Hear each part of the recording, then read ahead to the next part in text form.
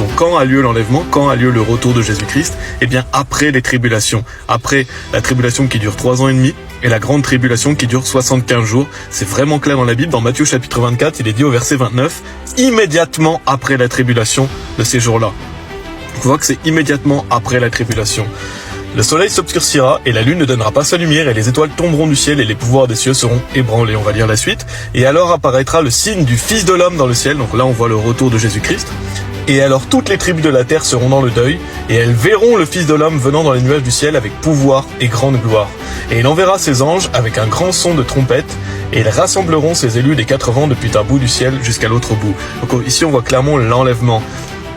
Qu'il envoie ses anges avec un grand son de trompette et ils rassembleront ses élus. Donc l'enlèvement a lieu, on le voit clairement, après la tribulation. Donc les gens qui vous disent que l'enlèvement a lieu avant la tribulation, c'est un mensonge. Il est vraiment clair et on le voit dans Matthieu chapitre 24. Mais vous pouvez aussi lire au sujet de la fin du monde, si vous voulez, dans Luc chapitre 21, Marc chapitre 13. Et de la grande tribulation qui va durer 75 jours. Et beaucoup de personnes m'ont demandé plusieurs personnes m'ont demandé d'où viennent ces 75 jours? Quand vous allez dans Daniel chapitre 12, il est mention de 1335 jours. Et quand vous allez dans Apocalypse chapitre 12, il est mention de 1260 jours. Et donc c'est 1335 moins ces 1260 qui font 75 jours. Et c'est la durée de la grande tribulation. Parce que les tribulations vont durer 3 ans et demi, mais la grande tribulation va durer 75 jours. Et la grande tribulation, c'est la persécution des chrétiens. Et donc, après cette grande tribulation, Jésus-Christ va revenir. Et donc, cette grande tribulation va durer 75 jours. On voit dans Matthieu chapitre 24, il est dit au verset 21, car alors il y aura grande tribulation, telle qu'il n'y en a pas eu depuis le commencement du monde. Jusqu'à maintenant, non, il n'y en aura jamais plus. Donc, il y a une période de tribulation de 3 ans et demi qu'on a déjà couvert dans les parties précédentes. Il y a l'Antichrist qui se déclare lui-même Dieu dans le temple de Dieu et qui va donc tromper.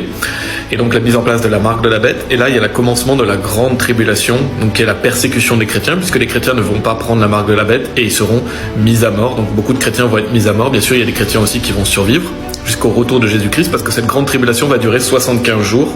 Et il est dit au verset 22, « Et si ces jours-là n'avaient été abrégés, aucune chair ne serait sauvée, mais à cause des élus, ces jours-là seront raccourcis. » Donc on voit que cette grande tribulation va être raccourcie, elle va durer seulement 75 jours, parce que sinon tous les chrétiens seraient mis à mort par l'Antichrist, parce qu'il y aura une grande persécution. Et vu qu'on ne pourra plus acheter ni vendre avec la marque de la bête, les chrétiens ne pourront plus acheter ni vendre, et donc ça va être des jours difficiles, mais bien sûr, heureusement, Dieu est là, et Dieu va soutenir ceux qui le servent. Certains vont mourir pour Christ, et c'est un honneur. Ce qu'il ne faut pas, c'est être un chrétien charnel qui meurt d'une mort déshonorante, mais si vous servez Dieu, alors vous pouvez mourir pour Christ, qui glorifie Dieu, ou vous pouvez être vivant lors du retour de Jésus-Christ. Et j'ai déjà parlé dans une série de vidéos, si vous voulez voir sur ma chaîne, comment survivre aux tribulations, si vous voulez voir. Et donc dans cette vidéo, je parle de la grande tribulation, mais cette grande tribulation, 75 jours après, il y aura le retour de Jésus-Christ. Et ça sera traité dans une prochaine vidéo.